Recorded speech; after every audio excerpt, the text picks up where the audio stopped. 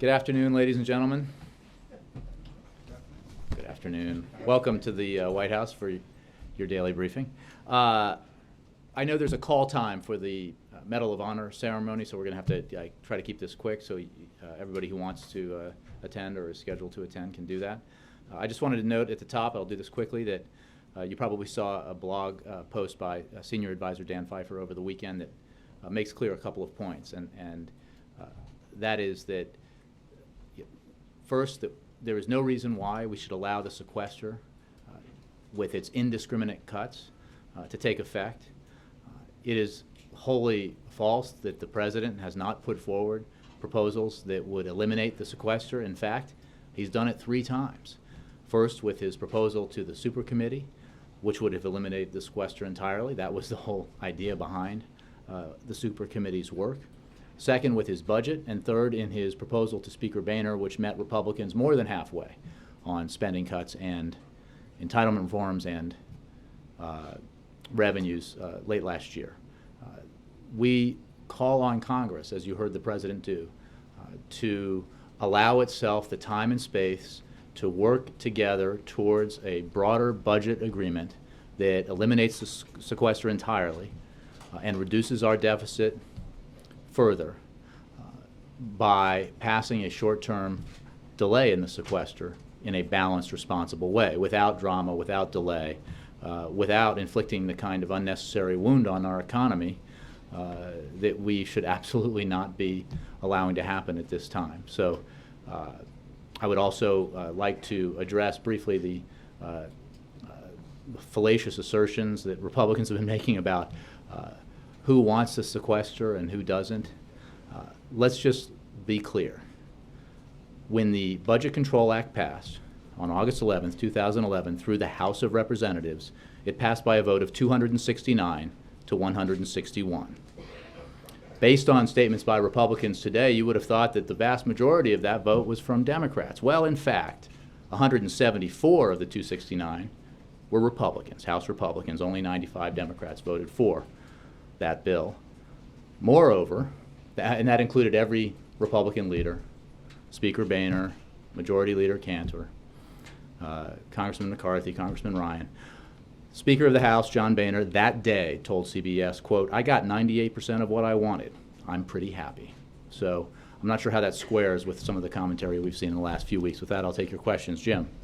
Thanks, Jake. Well, on that issue, particularly on the short-term solution that buys time and space, some lawmakers are suggesting that Congress could give the President authority to better target some of these cuts in the short term.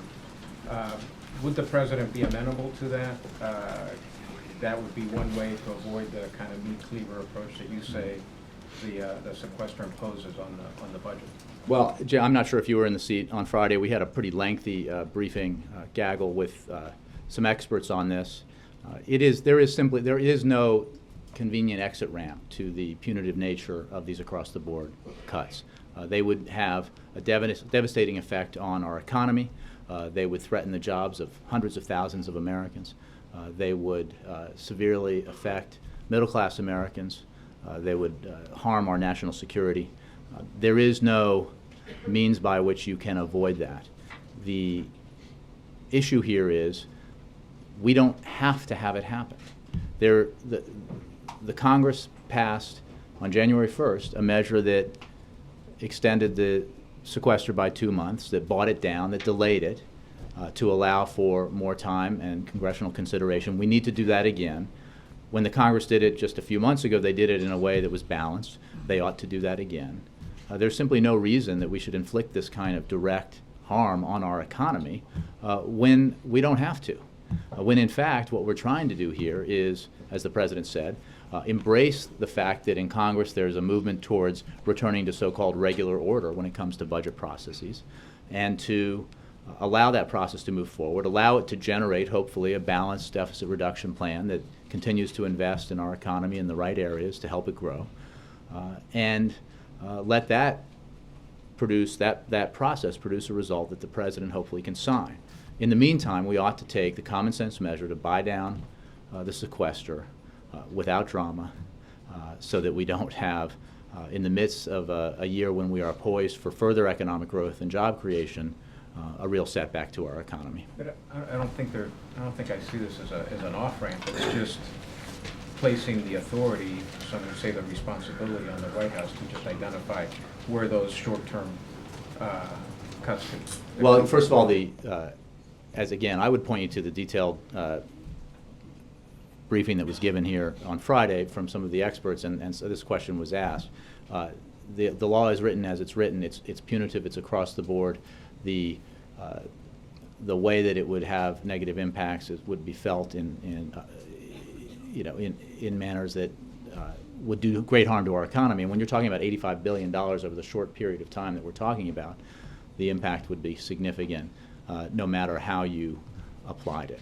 Real quick, on the State of the Union, a lot of us are reporting about the emphasis on job creation and the economy.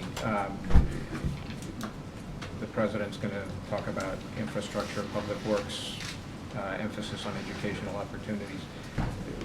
Those are things that he emphasized in his first term, and to some degree they sound recycled. I'm wondering what's going to be new about them this time, and does the President need to emphasize that the economy is perhaps in a worse place than it was before in order to make that case? Well, the economy is not in a worse place than it was before. If you talk about the comparison between now and when he gave his first State of the Union address, there is no comparison. We were in economic free fall. What the President has been saying, and I'm sure will say again, is that we are at a moment when the economy is poised to continue to grow, to continue to build on the progress we've made, to continue to build on the job creation that we've achieved, over 6.1 million jobs created by our businesses over the past 35 or 36 months. What is also true, I mean, the idea that his emphasis on the need to continue to create jobs or to continue to have our manufacturing sector expand, that work isn't done. So you can believe that he will continue to focus on that. I've said many times that his principal preoccupation as president has been the need to first reverse the devastating decline in our economy, and then set it on a trajectory where it's growing in a way that helps the middle class, makes it more secure, and makes it makes it expand, so that those who are trying to reach into the middle class, to climb the ladder, if you will, into the middle class, have that opportunity. That is absolutely going to be his focus in the second term, as it was in the first term. Yeah. So if that's his focus, in the speech, are we going to hear specifics about new plans for manufacturing, new plans for these areas of economic growth? Can we expect to hear that? I obviously will not get into specifics, but you will hear in the President's State of the Union an outline from him for his plan to create jobs and grow the middle class. The President has always viewed the two speeches, the inaugural address and the State of the Union, as two acts in the same play, and the fact is, while there was a focus on some of the other elements of the inaugural address, that the core emphasis that he has always placed in these big speeches remains the same and will remain the same, which is the need to make the economy work for the middle class, because the middle class is the engine that drives this country forward, and which will, if it is given the right tools and the right opportunities, will drive us forward in the 21st century. I'm not going to get into specifics in terms of my preview here of the State of the Union, but he will focus on the proposals that are necessary to help the middle class grow and help the economy grow. Does the President plan to call for cuts in nuclear arms in his speech, as the New York Times has reported? Well, I would say that the President made clear publicly his desire to further reduce nuclear arms. I don't think there was anything new in the story that suggested to the contrary. His commitment to arms control and nuclear reductions is well known, but I do not anticipate a new announcement in the State of the Union address. Dan. Thanks, Jay. Some Republicans are being critical of the President's focus, what's expected to happen during the State of the Union on jobs and the economy, saying that he's now pivoting back to jobs, that he dropped the ball during his inaugural address. Do they have a point there that the President hasn't been emphasizing jobs, job creation over the last few months, and now is suddenly turning back to it?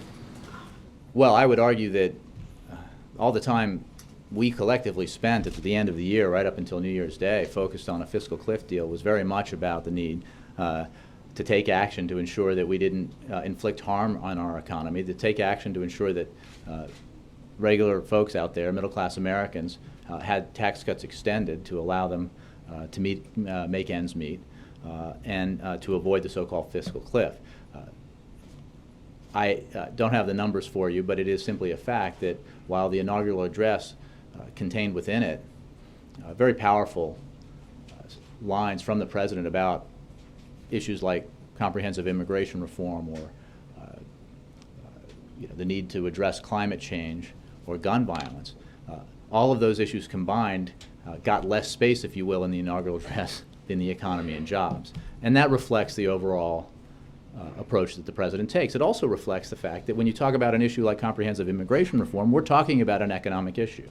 As businesses, large and small, will tell you, and that is why we've seen so much support for bipartisan efforts from the business community to push forward comprehensive immigration reform. So there's no pivot here. The president's principal preoccupation since he ran for this office, beginning in 2007, has been what we need to do to make our economy work for the middle class, to help expand the middle class, to give average Americans the opportunities they need to help this economy grow and to help it be as strong and dominant in the 21st century as it was in the 20th. You'll hear that again in the State of the Union address tomorrow night. And how do you answer the critics who say, despite all of what the president has done or what the White House this administration has been pushing, that unemployment still remains near 8% and they see that as a failure? Well, I see it as a challenge, and I know the president does. You've always heard from the president every time he addresses this issue that while we have come far from the catastrophe that faced this country in January of 2009, we have come not nearly far enough. We have not reached where we need to be. The fact is that terrible recession, the Great Recession, the worst economy that we faced in our lifetimes, took nearly 9 million jobs. That is an enormous hole, and because of the efforts of the president and this administration and Congress, we have, and our businesses and the grit and determination of the American people, we have dug ourselves out part way of that hole, but we're not there yet. And we need to get even beyond digging ourselves out of the hole created by the Great Recession. We need to build beyond that. We need a foundation for our economy that doesn't rely on bubbles, that doesn't rely on insubstantial things, but is founded on good jobs with good industries and sound economic policy going forward in the 21st century. I would, if the critics happen to be those who supported adamantly, fervently, with a gleam in their eye, the policies that helped contribute to the worst economic crisis in our lifetimes, I would ask them to examine that record and compare it to the record of job creation and economic growth that we have seen under this president since that terrible recession was ended and our economy and our economic fortunes were reversed. And quickly on the Pope, when did the president find out that the Pope would be retiring? And anything more to add to that statement that was sent out earlier? I have nothing more to add. I think the president found out this morning, as we all did, about this decision, and that statement, I think, went out not long before I took the podium. Can I follow John. on that? The president's statement mentioned. John Carl from ABC. Can you just clarify for me very clearly, is the president open to raising the eligibility age for Medicare? No. Absolutely not. The president's made clear that we don't believe that that's the right policy to take. The president's made clear in the proposals he put forward to John Boehner, that John Boehner walked away from late last year, that he's willing to make tough choices with regards to entitlement reform. But not that choice? That's correct. What about reducing the annual cost of living increases for Social Security recipients? Again, as part of a big deal, a part of a comprehensive package that reduces our deficit and achieves that $4 trillion goal that was set out by so many people in and outside of government a number of years ago, he would consider that the hard choice that includes the so-called changed CPI. In fact, he put that on the table in his proposal, but not in a cherry-picked or piecemeal way. That's got to be part of a comprehensive package that asks that the burden be shared, that we don't, as some in Congress want, ask seniors to bear the burden of further deficit reduction alone, or middle-class families who are struggling to send their kids to college, or parents of children who are disabled who rely on programs to help them get through. That's just not fair, and it doesn't make economic sense. So, because the choice would be, let's do that, but hold harmless the wealthy.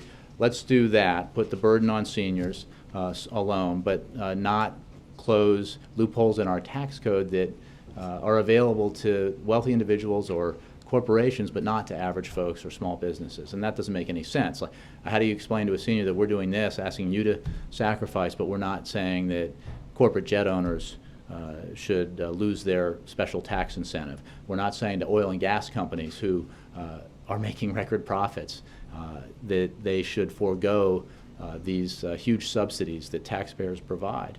That's not fair, and it's not good economics. But I just want to be clear what you said at the beginning of that answer, which is the president, It is as not part our- as part of an overall balanced approach, he does not rule out effectively reducing benefits for Social Security recipients. He has put forward as a technical change as part of a big deal, and it's on the table, that he put forward to the Speaker of the House. The Speaker of the House, by the way, walked away from that deal, even though it met the Republicans halfway on revenues and halfway on spending cuts, and included some tough decisions by the President on entitlements. The Speaker walked away from that deal. But as part of that deal, the technical change in the so-called CPI is possible and is on offer as part of a big deal. And just a quick question on the Pope. The statement that you put out a short while ago said that, from the President, said, "I have appreciated our work together over these last 4 years." What work together with the Pope over the last 4 years was he referring to? Well, look, I think it is not a mystery to anybody who knows about the extraordinary good works that the Catholic Church does around the globe in so many ways. So I think that was about part of a broader effort. This administration, this country, this government works closely with the Catholic Church on some of these issues, and I believe that's what he was talking about. Do we expect to hear from the President on cybersecurity in the State of the Union? I'm not going to preview sections, sentences, paragraphs, phrases from the speech. You know that the President believes that cybersecurity is a very important issue. It represents a huge challenge for our country. He has called on Congress to take action. Unfortunately, Congress has thus far refused legislatively, but I don't have any previews to provide. Well, it would be reasonable to expect him to do so again. I leave it to you to judge what's reasonable, but I will simply say that this is an important issue.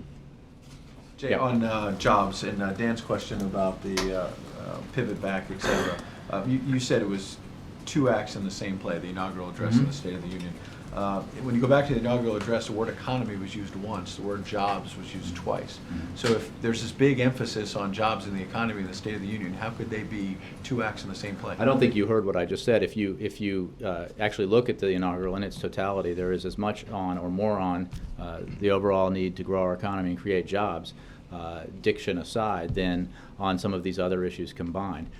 That does not take away from these other issues. You've seen the President act aggressively on comprehensive immigration reform. You've seen the President put forward a series of comprehensive proposals to reduce gun violence in this country in recent weeks. These are important priorities of the President and of the nation. But what remains his number one priority is what it has been since he took office, which is to get this economy growing, get it creating jobs, strengthening the middle class, and expanding the middle class, allowing those who seek and aspire to the middle class to get there, giving them the tools to do that. But haven't we been seeing him in recent weeks, and even after the State of the Union with some of his travel, he's going to be going to places where he's talking about gun control, not talking about jobs in the economy. The President will be traveling in the wake of the State of the Union on 3 separate days, talking about the economy and the need to create jobs at every location he goes to. Okay, last thing, Quinnipiac had a poll last week on the economy that found that 53% of the country still believes we're in recession. What can he say then tomorrow night to sort of put those people who still feel like we're in a recession, even if technically we're not? What can he say that's new, that's different, that can make them feel better? Well, I would suggest that he would address those Americans directly and talk about the need for Washington to take positive action to help the economy grow, to help it create jobs, the need for Washington to refrain from taking negative action by allowing, for example, the sequester to kick in, which would do direct harm to Americans, direct harm to the middle class, direct harm to our defense industries and national security interests. The President understands fully that we have work to do on the economy. We are not done, not even close. We need this economy to continue to grow. We need it to grow faster. We need it to create more jobs. We need more investments that help the key industries of the 21st century take root here in the United States, a process that we have seen. We need more companies to continue the trend that we've seen already in the last several years of repatriating their industries and jobs here in the United States. We need more expansion of our manufacturing sector, remarkable turnaround in our manufacturing sector, over 500,000 jobs in the last several years created in manufacturing after a steep decline.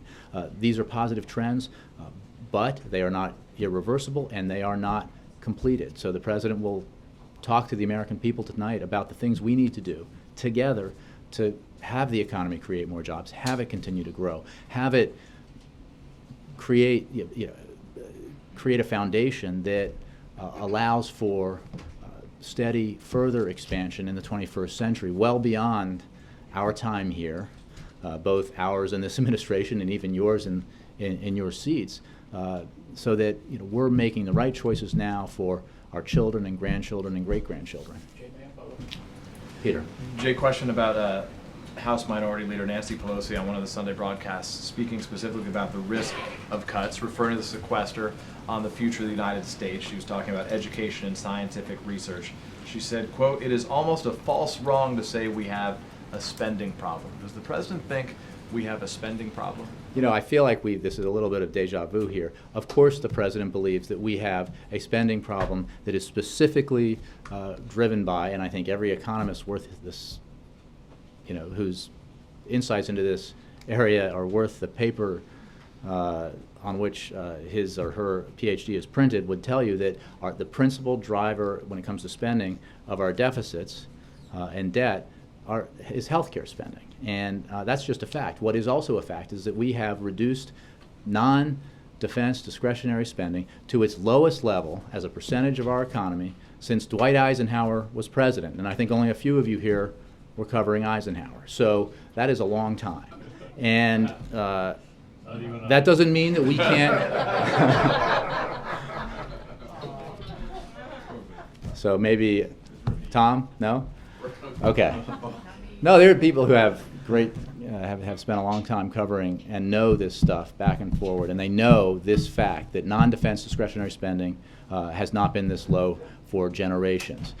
That doesn't mean that there aren't programs that should be eliminated, and this President has been aggressive in finding them and taking action, or that programs cannot be reformed in a way that save money. It doesn't mean that we can't reform government in a way that saves money. In fact, the President has put forward to Congress exactly that in a proposal that would consolidate agencies and save taxpayers money. But the fact of the matter is we need to reduce our health care costs. Funnily enough, recognizing that fact, the President took action to do just that through the Affordable Care Act, which has been scored by the CBO to significantly reduce our health care costs going forward. We need to do more. The President's put forward entitlement reforms that would further reduce our health care costs. What he doesn't believe is that we need to simply shift our health care costs onto seniors. Basically say, we've got a problem that is now yours, Mr. 75-year-old American or Mrs. 75-year-old American. He believes that we ought to reduce these costs and not shift them onto seniors. And then finally, on Sunday, there was a LGBT rally, some groups protesting out front that were, they felt that the President did not properly address their issues as they believed he had promised in the course of his first term. Given Congress's apparent unwillingness to move on the issue of ending discrimination against same-sex couples in the workplace, would the President issue an executive order prohibiting federal contact? I appreciate the question, and I've gotten it periodically. We believe, the President believes, that we ought to move forward with congressional comprehensive action on this issue, and we will continue to press Congress to do that. But it appears clear that that hasn't happened to this point. Would you be willing to pursue what has executive happened action? dramatically is a series of changes when it comes to LGBT rights that reflect not just, but importantly, this President's action and influence and the pressure he has placed on and importance he's placed on these issues, but also a change, a welcome change in the views held around the country on these issues. And we're going to keep pressing for action from Congress on this very important issue. Yes, Jay, sir. is the Hagel nomination in trouble?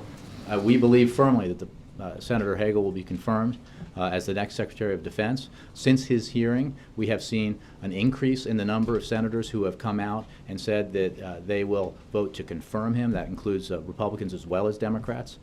And we look forward to his hearing and to a vote on the floor. What do you make of the threats from Lindsey Graham, Inhofe, and other Republicans? The threats to do what? The threats to filibuster his nomination, to put it on hold. I until would they point get you more to what information on Benghazi. I would point you to what Senator McCain said, who obviously has been very vocal in his views on a number of these issues, where he said, we, quote, have never filibustered a cabinet appointee, and I do not believe we should filibuster his nomination, speaking of Senator Hagel. Look, the bottom line is we have 66,000 troops serving in Afghanistan and Iraq, in Afghanistan rather, and significant issues to deal with internationally. It is clear that Senator Hagel is uniquely qualified to be Secretary of Defense, and it is clear that he has at least a majority of senators who would vote to confirm him. We need to move forward with this nomination and make sure we have a Secretary of Defense, which is a key post when it comes to our national security interests. Margaret. Thanks. And then John.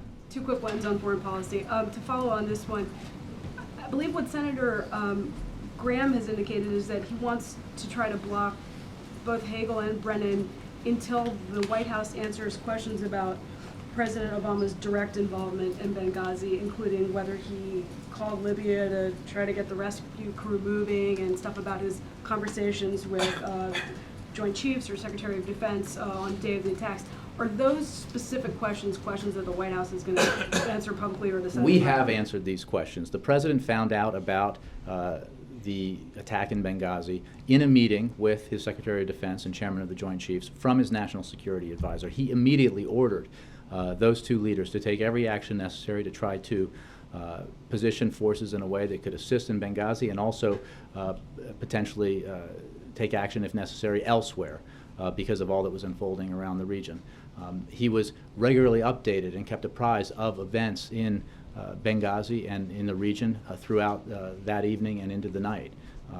Those are the facts. What is unfortunate here is the continuing attempt to politicize an issue, in this case through nominees that themselves had nothing to do with Benghazi, and to do so in a way that only does harm to our national security interests. Senator Hagel, Mr. Brennan, they need to be confirmed. They're highly qualified candidates for their posts, and we call on the Senate to act quickly to do just that. Also, ahead of the President's trip to Israel, there is now a renewed push by people who feel that Jonathan Pollard's sentence should be commuted, and to ask the President to do that. Is that something that the White House is now or will be considering before the trip to Israel? No, our position has not changed. Could I just say on the matter of Benghazi, let's just not forget about this. First, they demanded, the critics, Senator Graham and others, that Secretary Clinton testify, and she did for 5 hours. Then Republicans demanded that Secretary Panetta testify before they could move on confirmation of his successor. He did for many hours, as you know. Now they are moving the goalposts yet again. Senior administration officials participated in 20 member and staff briefings on this issue, 10 congressional hearings, 6 witness interviews, and they responded to over 40 Benghazi-related inquiries from Congress, producing 10,000 pages of documents. The agencies have permitted members to view classified video footage from the night of the attacks and provided, again, as I said, over 10,000 pages of documents. And fundamentally, they have focused on, as a rule, on an appearance on the Sunday shows in which a top administration official conveyed information that was, as she made clear, limited and based on our early understanding of what had happened and could and would be subject to change, that some of which turned out to be not precisely accurate. That is not a reason to hold up the nominee for Secretary of Defense or the nominee for CIA Director. Yes, sir. To follow up on my colleague Ed Henry's question, not only will Americans be watching tomorrow night, but the world will be watching. what comforting message can the President send the global financial community that, in fact, we will get through this particular period and the U.S. will not go back into recession, taking the whole world with it? Well, I didn't realize that was a follow-up on Ed, but I know he's concerned about international viewers, but that's very good. He could be British, the way I meant that as a compliment. You'll hear from the President a very clear call for the need to take action to help our economy grow and help it create jobs. You will hear from him a call, as you have heard in the past, recently from him, on Congress not to shoot the economy in the foot unnecessarily, to allow the sequester to kick in when it is wholly unnecessary to do that, when there is easy, or let's scratch easy, but simple action that can be taken for which there is a template in the recent past. And Congress ought to do that to give itself the time and space necessary to move forward on a broader budgetary process that produces balanced deficit reform that completely eliminates the sequester for good.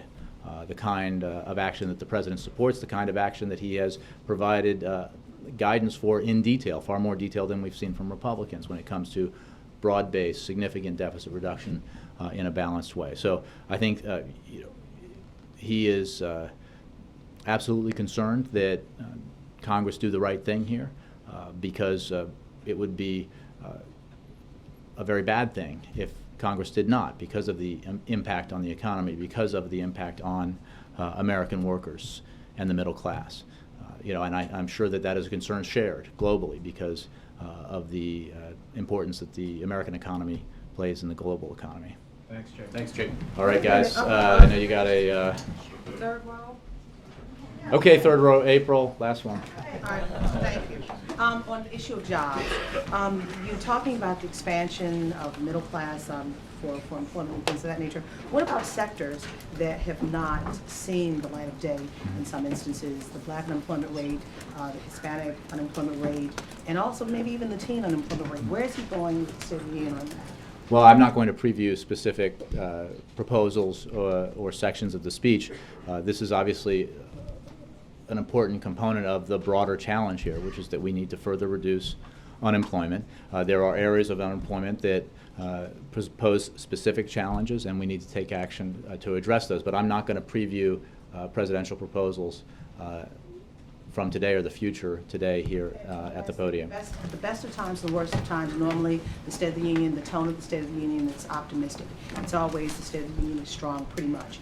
Where is the State of our Union as we're talking about jobs? Well, it's for the President to address that specifically in the forum that is afforded to presidents annually at Congress. I would simply make the point that I've made before. We have come far since the depths of the worst recession in our lifetimes. But we still have a ways to go, and we need to act accordingly. We need to make the right choices, the right investments, together with Congress, to move our economy forward, to help the middle class be more secure and expand. Got to run. Thanks. Tomorrow, will there be any background on the address? We'll have more for you on that.